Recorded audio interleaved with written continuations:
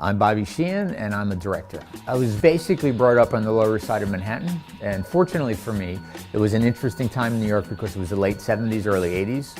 New York was really poor, so poor people who wanted to be creative flocked to New York, and somehow they all seemed to end up on the Lower Side of Manhattan. It was just an extremely creative place for people who had no real agenda. I just enjoyed people that were trying to do stuff for the sake of being creative and not necessarily trying to make a living from it. There was Joey Arias, the performance artist, who was like the mayor of this whole scene. Klaus Snomi, who came from Berlin, who sang opera and punk rock clubs. Ann Magnuson, unbelievably talented and inventive. Street artists like Keith Haring, Kenny Scharf, and a guy I knew as Samo, who was Basquiat, became internationally famous fine artists seemingly overnight and really defined their generation. So these are all people that were the attention getters. I was not in any way, shape, or form talented in those areas at all. And I was basically this shy, poor kid trying to figure out what the hell are all these people doing here. My only way to participate in this was with my camera. These incredible people allowing me to point a camera at them, whether it was a still camera or a film camera, that meant a lot to me. I would just photograph my friends and the people around me, and gradually that became like a job that turned into a career. The low-hanging fruit were bands. In New York back then, there were all kinds of bands, and good bands. There were a lot of punk rock bands coming from London and playing in New York. If a Clash or an Elvis Costello or 999 or ULTRAVOX, if they were in New York, I was photographing them. It wasn't money-making, it was a reason to do it. It was my entry point into the creative world that I wanted to live in.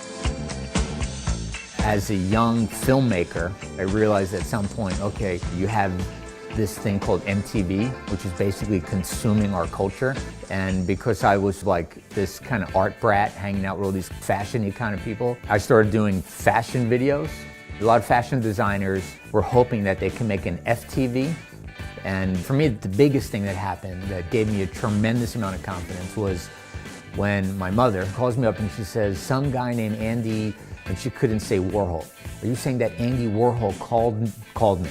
And she says, yeah, that was his name. First, I thought it was one of my friends just goofing on me. So I called the number, and it was actually him. He had seen one of my fashion videos in a store called Parachute where they had 5 TVs that weren't that big, but it was considered an installation, and I made fashion video art for that installation, and Warhol liked it. And he had me come in and meet him. He wanted to make some kind of weird art film with me. It just unfortunately never happened, but as a confidence builder for a guy who's in his early 20s who's still a film student at NYU, that as a validation was just enormous for me. That's what New York used to be like. Of course you can do some weird video art for fashion designers, and someone like Andy Warhol can call you, because why not? I've seen what drugs can do to people.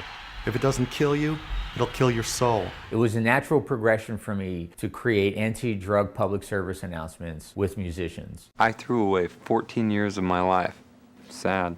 Drugs have nothing to do with the creation of music. If you want to be a musician, you know, be a musician. Be a poet, be a goddess, be a god. Work on your art, keep your focus. We were like kids when we started, you know.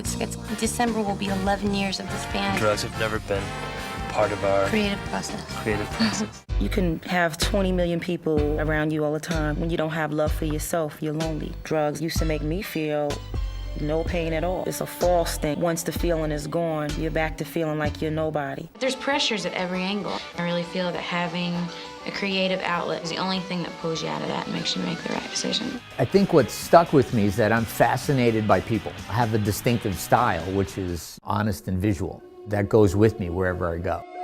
Alaska is a big state. Yep. It can get real cold. I mean, really cold. Yep. I'm Kent. And I'm Mark. And we're house painters from Wasilla, Alaska. Ben? If you're selling someone something, if they feel as if they're being sold, it's not going to be as effective if someone is just sharing their experience or their thoughts. That's hugely important. The great thing about fly fishing is when you're out there on the water, you're just focused. You sort of forget everything that's going on in your life, and you just kind of, everything melts away.